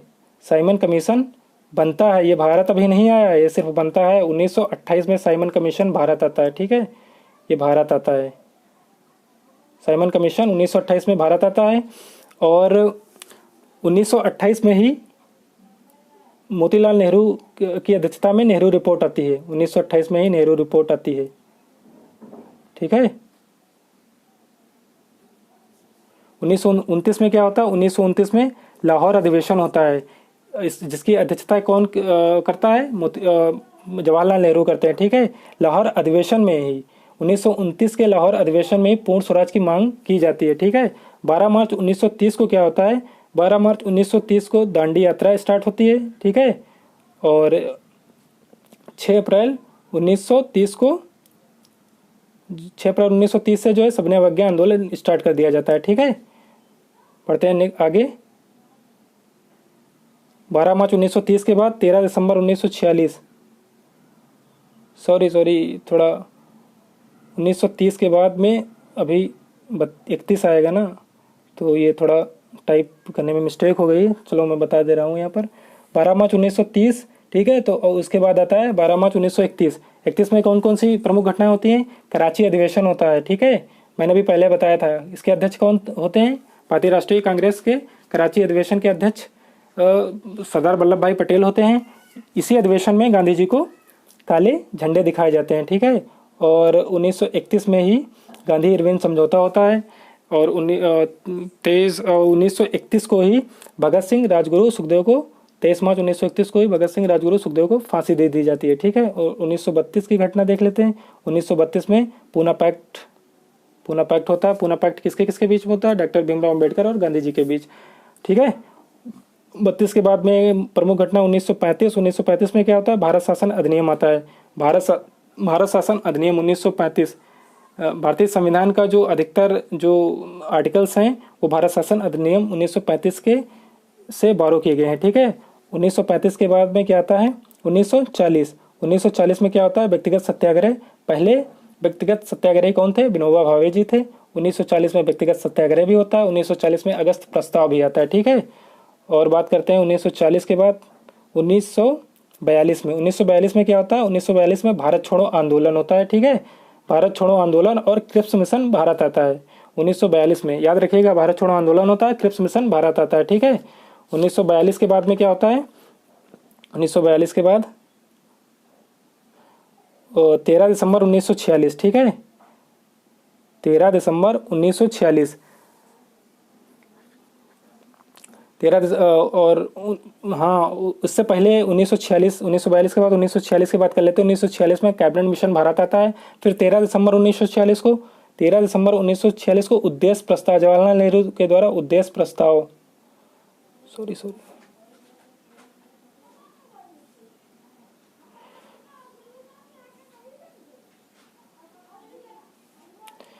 13 दिसंबर 1946 को जवाहरलाल नेहरू के प्रयासों से उद्देश्य प्रस्ताव लाया जाता है, जो बाद में यही उद्देश्य प्रस्ताव प्रस्तावना बनता है, भारतीय संविधान का प्रस्तावना बनता है। ठीक है, 13 दिसंबर 1946 को पंडित जवाहरलाल नेहरू उद्देश्य प्रस्ताव लाते हैं। फिर 3 जून 1947 को क्या होता है, 3 जून 1947 को माउंट बेटन की घोषणा होती है, माउंट बेटन की घोषणा होती है। ठीक है, 3 जून 1947 को। और 18 जुलाई 1947 को स्वतंत्रता अधिनियम एक्ट आता है। ठीक है, स्वतंत्रता अधिनियम एक्ट आता है, स्वतंत्रता का एक्ट आता है, स्वतंत्रता अधिनियम आता है। ठीक है, 15 अगस्त 1947 को आता है, भारत आज़ाद हो जाता है। फाइनली हम लोग यहाँ पर आज़ाद होते हैं, भारत आज़ाद या स्वतंत्र होता है। ठीक है, 15 अगस्त 1947 को। 26 नवंबर 1949 को क्या होता है, संविधान तैयार होता है, संविधान बनकर तैयार होता है। ठीक है, संविधान बनकर तैयार होता है। ठीक है, और 26 जनवरी 1949 को फाइनली क्या होता है, संविधान को लागू कर दिया जाता है, कॉन्स्टिट्यूशन लागू होता है। ठीक है, 26 जनवरी 1950 को। तो फ्रेंड्स, ये मोस्ट इम्पॉर्टेंट डेट्स थी जो कई बार परीक्षाओं में पूछी जा चुकी हैं, और इससे क्या होता है, इससे आप लोगों को रिकॉल करने में भी हेल्प या सपोर्ट मिल जाता है। तो इसलिए मैंने सोचा कि ये सारी इंपॉर्टेंट डेट है, एक बार ऑरली आप लोगों को बता दें, आप लोगों को रिकॉल हो जाएंगी तो बेहतर रहेगा, क्योंकि एग्ज़ाम जस्ट एकदम नज़दीक है, 1 अगस्त को एग्ज़ाम है। तो इसलिए काफ़ी मेहनत की है मैंने। लेक्चर कैसा लगा, अगर अच्छा लगा होगा तो प्लीज़ लाइक करिएगा, और जो क्वेरीज होंगी कमेंट करिएगा। ठीक है, और जो मैंने कल की प्रीवियस क्लास ली थी वो एंशिएंट हिस्ट्री और क्या थी, एंशिएंट हिस्ट्री और मिडवल हिस्ट्री के क्वेश्चन उसमें दिए थे। तो जैसा कि आप लोगों का जो है इस टाइम जो समय है वो मैक्सिमम रिवीजन का टाइम है, आप लोगों का एग्ज़ाम एकदम नज़दीक आ गया है। ठीक है, तो मैंने जो कल जो प्रीवियस क्लास ली थी उसके जो प्रैक्टिस हैं वो आज रिवीजन करवाएंगे। ठीक है, मैक्सिमम क्वेश्चन यहाँ पर मैंने लिए हुए हैं, सिर्फ आज रिवीजन की क्लास चलेगी। ठीक है, लास्ट में तो आप लोग देखिएगा क्वेश्चन। ठीक है, उसके आंसर सिर्फ बताइएगा। ठीक है, जल्दी जल्दी चलिए रिवीजन कर लेते हैं जो कल क्लास हुई थी प्राचीन इतिहास और मध्यकालीन इतिहास के प्रश्नों की। ठीक है, बढ़ते हैं क्वेश्चन पे, ये रिवीजन की क्लास है। चलिए देखते हैं क्वेश्चन, बताइए इसका आंसर। क्वेश्चन है, मुद्रा राक्षस का लेखक निम्न में कौन था, विष्णुगुप्त, कालिदास, विशाखदत्त, मेगस्थनीज। इसका राइट आंसर बताइए। जी हाँ, इसका राइट आंसर होगा ऑप्शन ए, विष्णुगुप्त। ठीक है, बढ़ते हैं आगे। अशोक के अभिलेखों को सर्वप्रथम किसने पढ़ा था, इसका राइट आंसर होगा ऑप्शन सी, जेम्स प्रिंसेप। बढ़ते हैं अगले क्वेश्चन पे। सल्तनत काल का अकबर किसे कहते हैं, अलाउद्दीन खिलजी, गैसुद्दीन तुगलक, फिरोज शाह तुगलक, बलबान। इसका राइट आंसर बताइए। जी हाँ, इसका राइट आंसर होगा ऑप्शन सी, इसका राइट आंसर होगा ऑप्शन सी, फिरोज शाह तुगलक। ठीक है, बढ़ते हैं नेक्स्ट क्वेश्चन पे, ये रिवीजन की क्लास है। बुद्ध चरित्र की रचना किसने की थी, अश्वघोष, नागार्जुन, पतंजलि, रामानुज। इसका राइट आंसर बताइए। जी हाँ, इसका राइट आंसर होगा ऑप्शन ए, अश्वघोष। बढ़ते हैं नेक्स्ट क्वेश्चन पे। नेक्स्ट क्वेश्चन है, बुलंद दरवाजा कहाँ स्थित है, दिल्ली, आगरा, सिकंदरा, फतेहपुर सीकरी। इसका राइट आंसर बताइए। जी हाँ, इसका राइट आंसर होगा ऑप्शन डी, फतेहपुर सीकरी। बढ़ते हैं नेक्स्ट क्वेश्चन पे। अगला क्वेश्चन है, शूद्रक द्वारा लिखित रचना है, बृहत संहिता, देवी चंद्रगुप्त, मृच्छकटिकम, विक्रमांक देवचरित। इसका राइट आंसर बताइए।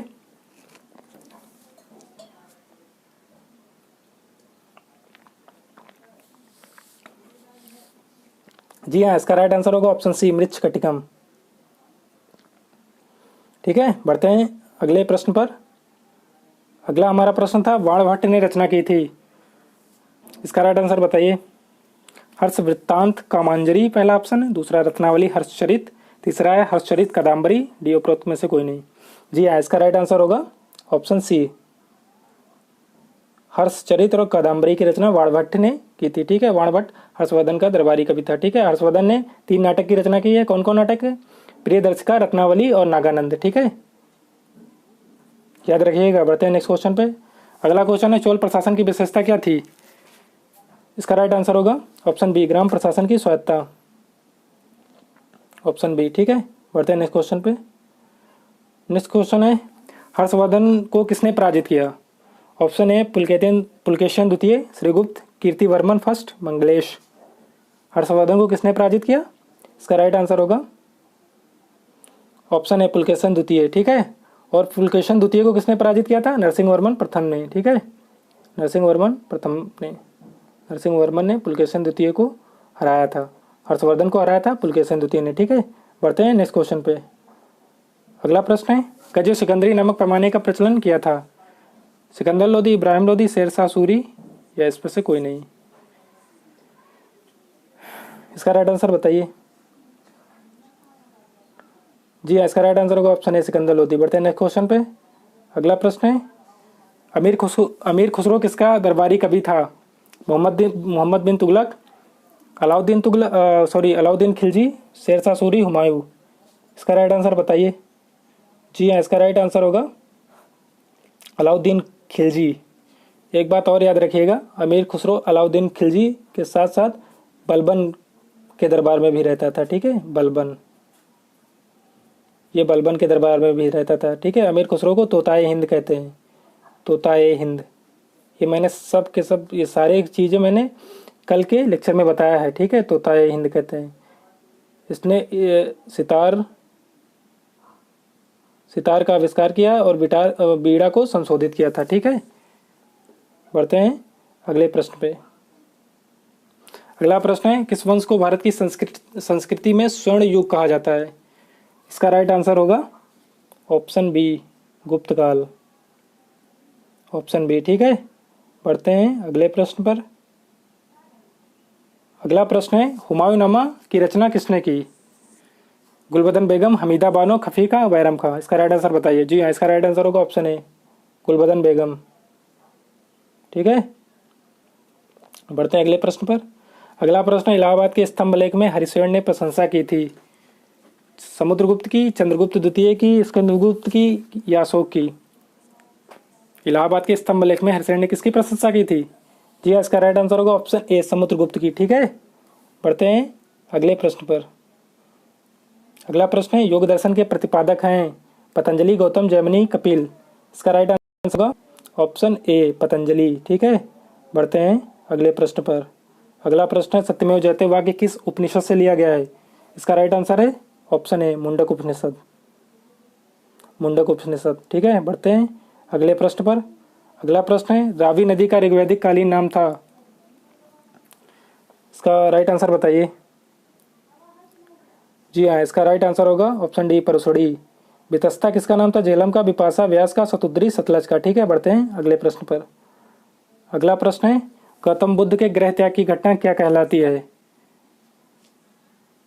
ठीक है, इसका ऑप्शन राइट आंसर होगा ऑप्शन डी, महाविनिष्क्रमण। ठीक है, महाविनिष्क्रमण की घटना, गृह त्याग या घर को छोड़ने की घटना क्या कहती है? महाविनिष्क्रमण।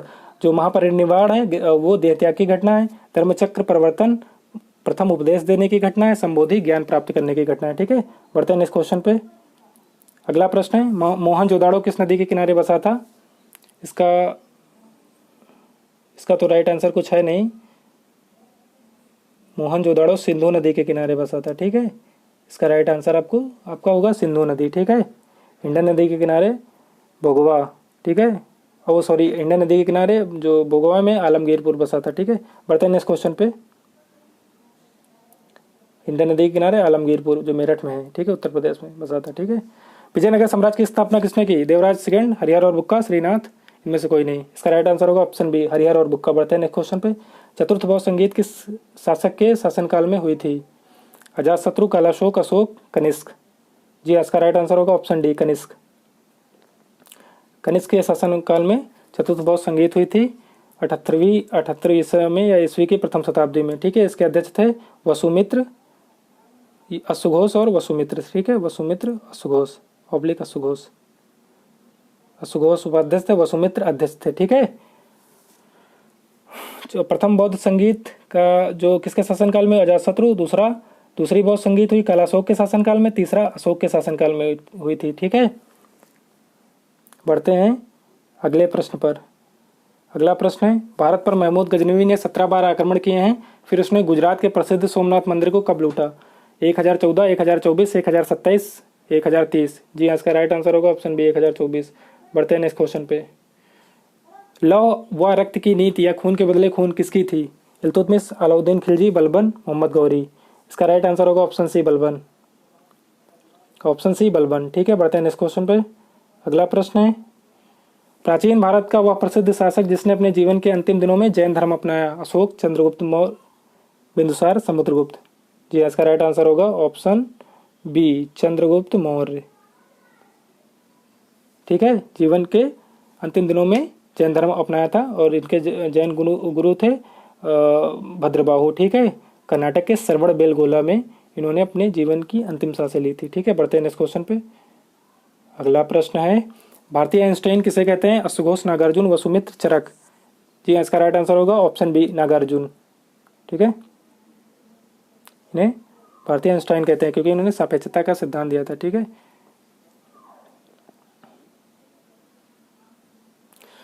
सम्राट हर्ष ने अपनी राजधानी थानेश्वर से कहाँ स्थानांतरित की थी? प्रयाग, दिल्ली, कन्नौज, राजगृह। इसका राइट आंसर बताइए। जी इसका राइट आंसर होगा ऑप्शन सी, कन्नौज।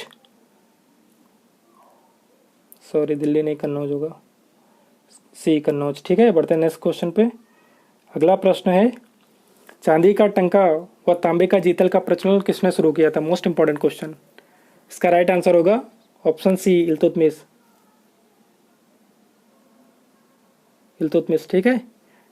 बलबन ने लौह एवं रक्त की नीति अपनाई थी, ठीक है। अलाउद्दीन खिलजी घोड़े को दागने व हुलिया प्रथा इसने स्टार्ट किया था, ठीक है। 1540 में पद्मावत लिखी जाती है मलिक मोहम्मद जायसी के द्वारा, ठीक है। बढ़ते हैं अगले प्रश्न पर। और रजिया सुल्तान इल्तुतमिश की बेटी थी। बढ़ते हैं अगले क्वेश्चन पे। अगला क्वेश्चन है, किस पाल शासक ने विक्रमशिला विश्वविद्यालय की स्थापना की थी? धर्मपाल। इसका राइट आंसर होगा ऑप्शन ए, धर्मपाल, ठीक है। बढ़ते हैं अगले क्वेश्चन पर। अगला क्वेश्चन है, भारत में खोजा गया सबसे पुराना शहर था? हड़प्पा, पंजाब, मोहनजोदाड़ो, सिंधु। इसका राइट आंसर होगा ऑप्शन ए, हड़प्पा। 1921 में दयाराम साहनी के प्रयासों से ये शहर मिला था, ठीक है। बढ़ते हैं अगले क्वेश्चन पे। इसका राइट आंसर ये होगा, ठीक है। सॉरी, मोहनजोदाड़ो नहीं, ऑप्शन ए, हड़प्पा, ठीक है। बढ़ते हैं अगले प्रश्न पे। अगला प्रश्न है, प्राचीन भारत का कानूनदाता कौन माना जाता था? मेगास्थनीज, पाणिनि, कौटिल्य, मनु। इसका राइट आंसर होगा ऑप्शन डी, मनु। मनु ने कौन सी स्मृति लिखी है? मनु स्मृति, ठीक है। बढ़ते हैं अगले प्रश्न पे। अगला प्रश्न है, मुगल चित्रकला चरमोत्कर्ष पर थी? जहांगीर, शाहजहां, हुमायूं, अकबर। जी इसका राइट आंसर होगा ऑप्शन ए, जहांगीर, ठीक है। ऑप्शन ए, जहांगीर, ठीक है। और स्थापत्य कला किसके चरमोत्कर्ष पर थी? वो शाहजहां के, ठीक है। बढ़ते हैं अगले प्रश्न पर। अगला प्रश्न है, कालीबंगा कहाँ स्थित है? गुजरात, राजस्थान, पंजाब, पाकिस्तान। इसका राइट आंसर बताइए। जी इसका सही उत्तर होगा ऑप्शन बी, राजस्थान। बढ़ते हैं अगले प्रश्न पर। अगला प्रश्न है, एलोरा गुफाओं का निर्माण किसने करवाया था? चोल, चेर, राष्ट्रकूट, पल्लव। इसका राइट आंसर। जी हाँ, इसका सही उत्तर होगा option C, Rashtrakuta, option C, Rashtrakuta, ठीक है। बढ़ते हैं अगले प्रश्न पर। अगला प्रश्न है, राजतरंगिणी किसकी रचना है? पाणिनि, वात्स्यायन, चाणक्य, कल्हड़। इसका राइट आंसर होगा ऑप्शन डी, कल्हड़। राजतरंगिणी में क्या लिखा हुआ है? कश्मीर का इतिहास, कश्मीर का इतिहास लिखा हुआ है, ठीक है। कश्मीर के इतिहास के बारे में राजतरंगिणी बताती है। इसके रचयिता कल्हड़ हैं। बढ़ते हैं अगले प्रश्न पर। तराइन की द्वितीय लड़ाई कब लड़ी गई? 1991, 92, 94, 96। ऑप्शन होगा सही, सॉरी, 1191, 92, 94, 96। ऑप्शन, इसका राइट आंसर होगा ऑप्शन बी, इसका राइट आंसर होगा ऑप्शन बी, 1192। किसके किसके बीच लड़ी गई थी? कमेंट बॉक्स में बताइएगा, ठीक है। और प्रथम लड़ाई 1192 तराइन की हुई थी, जिसमें पृथ्वीराज चौहान और पृथ्वीराज चौहान, इसका नाम बताइएगा, ठीक है।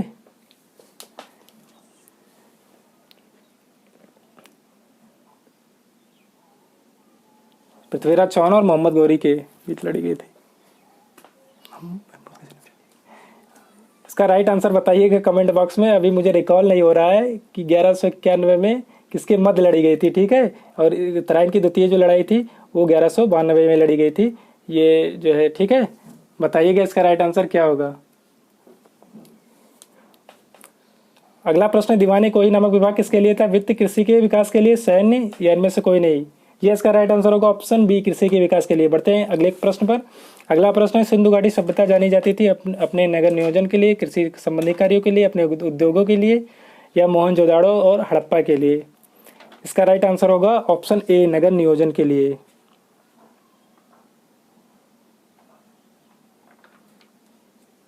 अपने नगर नियोजन के लिए, ठीक है, सिंधु घाटी सभ्यता जानी जाती थी। बढ़ते हैं नेक्स्ट क्वेश्चन पे। अगला प्रश्न है, कुछ नहीं है, ठीक है। तो यहीं तक थी हमारी कहानी, और थोड़ा बता रहे हैं, जो ये प्रश्न था तराइन की द्वितीय लड़ाई अब मुझे रिकॉल हो गया है 1191 में ये किसके मध्य थी, पृथ्वीराज चौहान और मोहम्मद गौरी के बीच में थी। ठीक है, इसके बीच में लड़ी गई थी जिसमें मोहम्मद गौरी विजय होता है। ठीक है, उसके बाद में फिर मोहम्मद गौरी दोबारा इसमें जिसमें सॉरी मैं समझा रहा हूँ 1191 में पृथ्वीराज चौहान और मोहम्मद गौरी के बीच में लड़ाई होती है जिसमें चौहान जीत जाता है और गौरी हार जाता है। लेकिन जो है गौरी फिर से युद्ध करता है तराइन की, जिसे द्वितीय लड़ाई करते हैं 1192 में। ठीक है, ये होती है पृथ्वीराज चौहान और मोहम्मद गौरी के मध्य। ठीक है, जिसमें क्या होता है तराइन की द्वितीय लड़ाई इतिहास की बहुत ही इंपॉर्टेंट या महत्वपूर्ण लड़ाई है जिसमें पृथ्वीराज चौहान हार जाते हैं यहाँ पर और मोहम्मद गौरी जीत जाते हैं।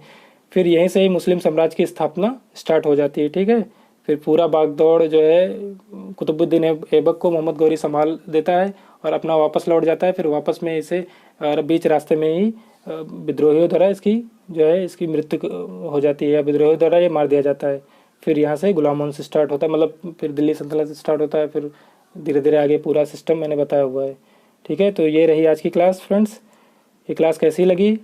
ठीक है, अगर अच्छी लगी होगी तो कमेंट बॉक्स में बताइएगा। ठीक है, जो क्वेरीज होंगी कमेंट बॉक्स में लिखिएगा। अगर अच्छी लगी होगी तो लाइक करिएगा। ठीक है, और वीडियो देखने के लिए बहुत बहुत धन्यवाद। जय हिंद। ठीक है, हेलो दोस्तों, आज की क्लास का जो लेक्चर दिया गया है वो अमन सर के द्वारा दिया गया है। अगर आपको लेक्चर आज का पसंद आया हो तो कमेंट बॉक्स में एक बार लिखकर ज़रूर बताना और ज़्यादा से ज़्यादा वीडियो को शेयर करना, लाइक करना। और हम चाहते हैं कि मतलब आप लोगों को एग्ज़ाम जो है वो सिर्फ 2 दिन आप लोगों के शेष बचे हैं, तो हम सोच रहे हैं कि 2 दिन आप लोगों की क्लास सस्पेंडेड रखी जाए और आगे की क्लास जो होगी नेक्स्ट वो 2 अगस्त को टीजीटी एग्रीकल्चर के लिए हम लेकर आएंगे। अगर आप लोग चाहते हैं कि कल क्लास हो तो कमेंट बॉक्स में एक बार लिखकर ज़रूर बता देना। ठीक है दोस्तों, और उसमें अगर हम हो सकेगा तो कुछ न्यूमेरिकल बेस्ड क्वेश्चन कराने का प्रयास करेंगे। ठीक है, अगर आप लोग चाहते हैं कि क्लास कल हो तो 10-15 मिनट क्लास एक हम करवा सकते हैं और बाकी आप लोगों के पास टाइम ज़्यादा बचा नहीं है, 2 दिन का टाइम है और आप लोग रिवीजन करिए। जितना अभी तक आप लोगों ने पढ़ा है उसी को रिवाइज कीजिए क्योंकि अब एक्स्ट्रा पढ़ने का टाइम हमारे पास नहीं बचा हुआ है। ठीक है, इसी के साथ बहुत बहुत धन्यवाद। ठीक है दोस्तों।